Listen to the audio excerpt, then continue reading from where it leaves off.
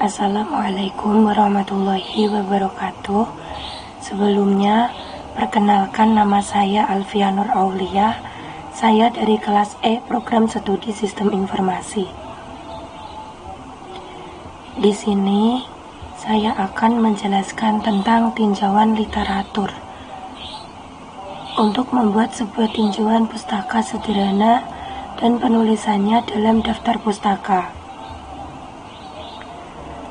Tinjauan atau penelusuran literatur atau pustaka atau studi literatur. Di sini nanti saya akan menjelaskan pengertian atau konsep, fungsi, manfaat, dan tujuan. Yang pertama, penelusuran pustaka. Dalam penelusuran pustaka, di sini ada literatur review yang berisi uraian tentang teori, temuan dan bahan penelitian lain yang diperoleh dari bahan acuan untuk dijadikan landasan kegiatan penelitian. Uraian dalam literatur review ini diarahkan untuk menyusun kerangka pemikiran yang jelas tentang pemecahan masalah yang sudah diuraikan dalam perumusan masalah. Lalu penelusuran pustaka berguna untuk menghindarkan duplikasi dari pelaksanaan penelitian, sehingga akan dapat diketahui penelitian yang pernah dilakukan. Lalu cara mendapatkan literatur yaitu dengan membaca, memahami, mengkritik, dan mereview literatur dari berbagai macam sumber. Tinjauan literatur sangat penting peranannya dalam membuat suatu tulisan ataupun karangan ilmiah, di mana tinjauan literatur memberikan ide dan tujuan tentang topik penelitian yang akan dilakukan. Dalam penulisan literatur review, yaitu berisi ulasan, rangkuman, dan pemikiran penulis tentang beberapa sumber pustaka, atau dapat berupa artikel, buku, slide, informasi dari internet, dan lain-lain tentang topik yang dibahas, dan biasanya ditempatkan pada bab awal. Semua pernyataan dan atau hasil penelitian yang bukan berasal dari penulis harus disebutkan sumbernya dan tata cara mengacu sumber pustaka mengikuti kaidah yang ditetapkan. Suatu literatur review yang baik haruslah bersifat relevan, mutakhir atau 3 tahun terakhir, dan memadai. Pada laporan penelitian bagian landasan teori, tinjauan pustaka, semuanya merupakan cara untuk melakukan tinjauan literatur. Literatur review merupakan suatu cara untuk menemukan, mencari artikel-artikel, buku-buku, dan sumber-sumber lain seperti jurnal ilmiah, tesis, disertai proceeding yang relevan pada suatu isu tertentu, atau teori atau riset yang menjadi interest kita. Literatur review yang kita dapatkan masih bersifat umum atau general problem, merupakan suatu kerangka, konsep atau orientasi untuk melakukan analisis dan klasifikasi fakta yang dikumpulkan dalam penelitian yang dilakukan. Dalam sumber-sumber rujukan, yaitu ada buku, jurnal, majalah yang diacu hendaknya relevan dan terbaru atau state of art, serta sesuai dengan yang terdapat dalam pustaka acuan. Tujuan untuk melakukan literatur review adalah untuk mendapatkan landasan teori yang bisa mendukung pemecahan masalah yang sedang diteliti. Cara mengutip pendapat pakar yaitu harus adanya pembahasan dan sikap kritisnya mengenai suatu topik bidang ilmu. Dari literatur review itu, yang perlu dilihat adalah perlunya menganalisis, mensintesis, meringkas, membandingkan hasil-hasil penelitian yang satu dengan yang lainnya.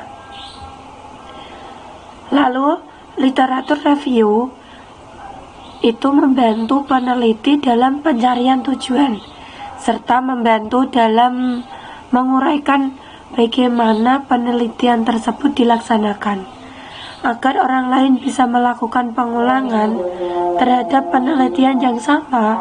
Dalam menguraikan penelitian, perlu dijelaskan mengenai satu, pengubah atau variabel yang digunakan, model yang digunakan, rancangan penelitian, sampling dan teknik pengumpulannya, analisis data, dan cara penafsirannya. Dalam literatur review ada dua komponen utama yang harus diperhatikan, yaitu kerangka teori atau theoretical framework dan kajian yang terkait dengan topik maupun tema penelitian. Terdapat 3 macam tipe literatur review, yaitu literatur review naratif atau naratif literatur review, literatur review kualitatif atau kualitatif sistematik literatur review, dan literatur review kuantitatif, kuantitatif sistematik literatur review atau meta-analisis. Dan tujuan akhir dari literatur review ini adalah untuk mendapatkan gambaran yang berkenaan dengan apa yang sudah pernah dikerjakan oleh orang lain sebelumnya. Gambaran itu terkait dengan isu yang ingin diteliti. Namun yang perlu diingat adalah jangan membahas isu yang sudah kadaluarsa. Ada beberapa isu yang teorinya muncul di tahun yang lalu atau yang lama. Artinya, bila kita mereview literatur, mulailah mengacu pada teori atau mereview dari tahun terbaru hingga tahun yang sebelumnya. Yang kedua, aspek-aspek utama dalam literatur review. Terdapat 3 aspek utama dalam literatur review, yaitu yang pertama survei artikel yang terkait dengan isu yang kita minati. Yang kedua, berikan evaluasi, ringkas gambaran-gambaran yang ada. Yang ketiga, mendapatkan masukan yang terkait dengan isu dari publikasi yang terbaru hingga publikasi terlama, sehingga kita bisa mendapatkan gambarannya secara jelas. Berikut ini adalah hal-hal yang terkait dengan literatur review. Hal-hal yang terkait dengan literatur review yaitu apa yang menjadi masalah dan kenapa masalah itu penting untuk dipecahkan. Yang kedua, apakah masalah tersebut telah ditemukan? Atau mulailah menetapkan permasalahan sesimpel atau sesederhana yang kita bisa. Apakah metodologi penelitian sudah dimulai? Bagaimana mendapatkan dan manipulasi data? Sudahkah data yang dimanipulasi tersebut diinterpretasikan? Apa kontribusinya terhadap peneliti yang dilakukan? Apa kesimpulan yang bisa diambil terkait dengan permasalahan? Apa kesimpulan yang dibuat sudah cukup menjawab dari problem yang ada? Yang ketiga, perlunya melakukan literatur review. Mengapa kita perlu melakukan literatur review? 1. Menempatkan posisi pekerjaan kita pada posisi relatifnya. Misalnya IT investment dari isu. Ada orang yang sudah menulis yang dikaitkan dengan IT investment dalam satu organisasi. IT investment di berbagai sektor. Ketika bagian itu membicarakan hal yang sama, yaitu IT investment, Gabungan ketiga bagian tersebut dikatakan sebagai posisi relatif pada apa yang akan kita kerjakan. IT investment di berbagai sektor dan dampaknya pada suatu organisasi. Yang kedua, menggambarkan keterhubungan antara satu penelitian dengan penelitian lainnya yang terkait dengan point of interest kita. Yang ketiga, mengidentifikasi cara lain untuk menginterpretasikan dan menemukan gap atau kesenjangannya yang akan dikumpulkan di basis analisis. Yang keempat, mengkritisi di antara penelitian sebelumnya agar mudah melihat pertentangannya atau kontras. Yang kelima, menjadi titik poin dan menjadi dasar kita untuk penelitian berikutnya. Yang keenam, dapat menggambarkan fisik of puzzle milik orang lain yang akan menggambarkan signifikan of the problem. Yang ketujuh, dapat mengevaluasi milik kita tentang prinsip originality yang terlihat pada metodologi yang sesuai dengan pemecahan masalah. Yang keempat, elemen-elemen dalam literatur review. Beberapa elemen dalam literatur review menggambarkan subjek penelitian, isu atau teori secara objektif dari literatur review. Divisi dari literatur review dimasukkan dalam kategoris atau contoh untuk mendukung posisi relatif dan alternatif, menjelaskan bagaimana dari setiap literatur review kesamaan dan bagaimana variasinya dari yang lain, membuat kesimpulan dari setiap bagian, memberikan masukan dari berbagai argumen untuk memahami dan mengembangkan area penelitian. Yang kelima, langkah-langkah literatur review. Langkah-langkah dari literatur review yaitu yang pertama, formulasi permasalahan. Formulasi permasalahannya, pilihlah topik yang sesuai dengan isu dan interest. Permasalahan harus ditulis dengan lengkap atau komplit dan tepat. Cari literatur, tentukan dan temukan literatur yang relevan dengan penelitian. Langkah ini membantu kita untuk mendapatkan gambaran atau overview dari suatu topik penelitian. Sumber-sumber penelitian tersebut akan sangat membantu bila didukung dengan pengetahuan tentang topik yang akan dikaji.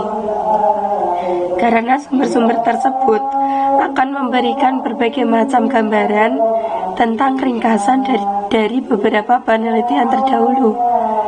Yang ketiga, evaluasi data. Lihat apa saja kontribusinya terhadap topik yang dibahas. Cari dan temukan sumber data yang tepat sesuai dengan yang dibutuhkan untuk mendukung penelitian. Data ini bisa berupa data kualitatif, data kuantitatif maupun data yang berasal dari kombinasi keduanya. Analisis dan interpretasikan, yaitu diskusikan dan temukan serta ringkas literatur. Yang keenam, cara-cara literatur review.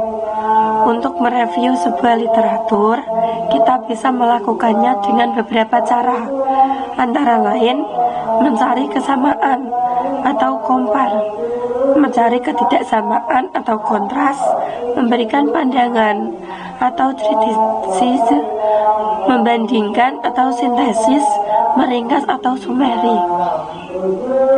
Hal terpenting dalam membuat literatur review adalah fitur yang utama dalam membangun teori berupa perbandingan antara konsep, teori, dan hipotesis dengan literatur yang ada. Kunci utama dari proses ini adalah melihat sebanyak-banyaknya literatur yang ada. Dalam proses ini dicari persamaan, perbedaan yang terjadi antara literatur yang satu dengan literatur yang lainnya, serta mencari alasan kenapa hal tersebut bisa terjadi. Hal tersebut dimaksudkan untuk menginterpretasikan penelitian yang akan kita lakukan dibandingkan dengan penelitian terdahulu yang disajikan dalam konteks yang berbeda. Yang terpenting adalah setiap bahan pustaka yang diambil sebagai literatur harus dicantumkan sumbernya dalam daftar pustaka atau bibliografi. Yang ketujuh, sumber literatur review. Sumber-sumber literatur review dapat berasal dari paper yang dipublikasikan dalam jurnal nasional dan internasional. Jurnal biasanya digunakan sebagai bahan sitiran utama dalam penelitian karena jurnal membuat suatu informasi baru yang bersifat spesifik dan terfokus pada pemecahan masalah pada suatu topik penelitian. Yang kedua, tesis merupakan penulisan ilmiah yang sifatnya mendalam dan mengungkapkan suatu pengetahuan baru yang diperoleh melalui penelitian. Yang ketiga, disertasi merupakan penulisan ilmiah tingkat tinggi yang biasanya ditulis untuk mendapatkan gelar doktor yang berisi fakta berupa penemuan dari penulis itu sendiri berdasarkan metode dan analisis yang dapat dipertahankan kebenarannya. Yang keempat, paper dari hasil-hasil konferensi biasanya disebut dengan proceeding, baik tingkat nasional dan internasional. Yang kelima, majalah, pamflet, clipping.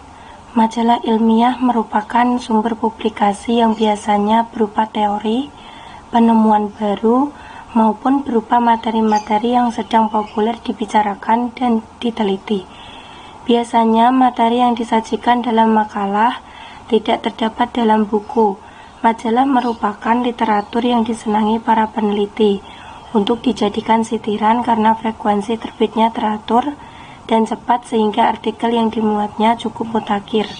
Yang keenam, abstrak, hasil penelitian. Yang ketujuh, proceeding, bisa dijadikan sebagai bahan literatur karena ditulis oleh seorang profesor dan telah dipublikasikan.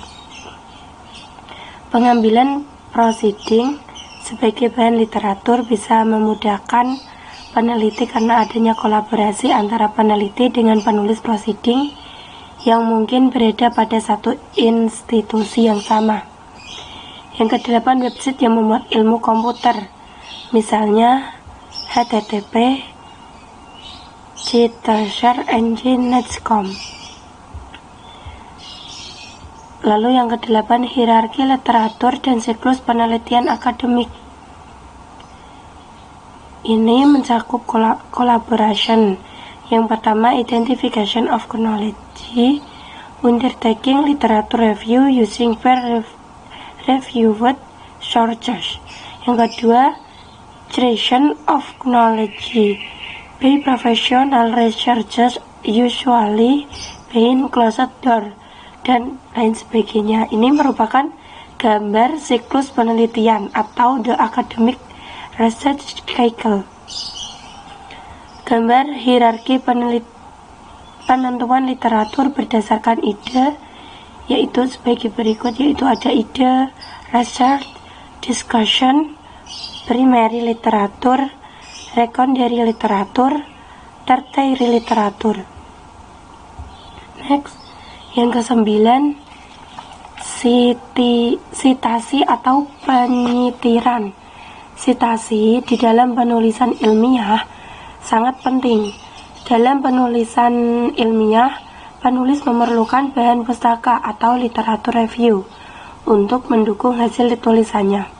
Sitasi menunjukkan asal-usul atau sumber suatu kutipan, mengutip pernyataan atau menyalin, mengulang pernyataan seseorang yang mencantumkannya di dalam suatu karya tulis yang dibuat.